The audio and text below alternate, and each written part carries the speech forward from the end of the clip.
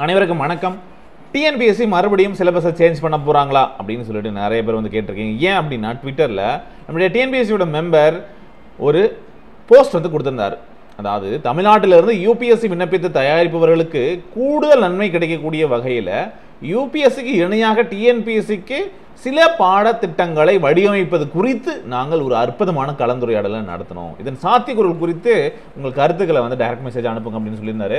So அப்போது ஏற்கனவே வந்து இப்போ தான் டிஎன்பிஎஸ்சி சிலபஸை சேஞ்ச் பண்ணி விட்டாங்க அப்படிங்கிற, அதாவது ரிவைஸ் பண்ணி விட்டாங்கன்னு தான் சொல்லணும், ஃபுல்லாக சேஞ்ச் பண்ணலை, ரிவைஸ்ட் தமிழில் வந்து மாற்றங்கள் இருந்திருக்கும். சரிங்களா? ஸோ இந்த சிலபஸ் அப்படிங்கிறது மறுபடியும் வந்து நம்ம ஒரு ஸ்டாண்டர்ட் யூபிஎஸ்சிக்கான ஸ்டாண்டர்டுக்கு வந்து கொண்டு போக போகிறோம். நல்ல அனலிட்டிக்கல், நல்ல திங்கிங் பண்ணி ஆன்சர் பண்ணக்கூடிய அளவுக்கான கொஸ்டின் வந்து வடிவமைக்கிற அளவுக்கு வந்து கொண்டு போக போகிறதா தான் அவங்க பண்ணுவாங்க. ஏன்னா டிஎன்பிஎஸ்சி சிலபஸ் வந்து நம்ம நிறைய மனப்பாடங்கள் பண்ணக்கூடிய ஒரு சிலபஸாக இருந்து நம்ம அப்படியே எழுதின தேர்வுகளாக இருந்து வந்துட்டு இருந்தது கொஞ்சம் கொஞ்சமாக மாறிக்கிட்டே இருக்குது. ஸோ அதை வந்து பார்த்திங்க அப்படின்னா இன்னும் சில பாடத்திட்டங்களை வந்து நம்ம வந்து யூபிஎஸ்சி ஸ்டாண்டர்டுக்கு வந்து மாற்றுவோம் அப்படிங்கிற மாதிரி வந்து சொல்லியிருக்காங்க. என்னென்ன எக்ஸாம்ஸ்க்கு பண்ண போகிறாங்க, எப்படி பண்ண போகிறாங்க அப்படிங்கிறது தெரியல. ஓகே, ஸோ இது நடக்கலாம். பட் உடனடியாக நடக்குமா அப்படின்னா உடனடியாக நடந்தால் நமக்கு தான் பாதிப்பு. அப்படி நடக்காது. இந்த வருஷத்துக்கான ஆனுவல் பிளானர் கொடுத்துருக்காங்க.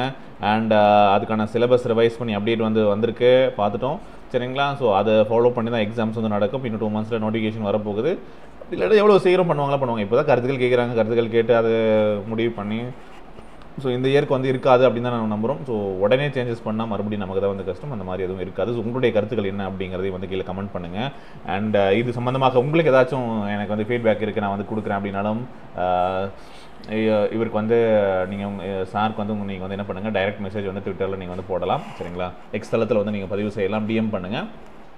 ஓகே, ஸோ அதுக்கான லிங்க் டிஸ்கிரிப்ஷனில் கொடுக்குறேன். ஸோ ஒன்று வந்து நெகட்டிவ் மார்க்கிங் வந்து டிஎன்பிஎஸ்சியில் கிடையாது. But central government examination, SSC, railway, அது மட்டும் இல்லாமல் யூபிஎஸ்சியில் நெகட்டிவ் மார்க்கிங் இருக்குது. அந்த மாதிரி வந்து பண்ணுவாங்க. ஸோ அடுத்து வந்து பார்த்திங்க அப்படின்னா கொஸ்டினோட ஸ்டாண்டர்டை வந்து மாற்றலாம். ஓகே, ஸோ இந்த மாதிரியான விஷயங்கள் இருக்கும்.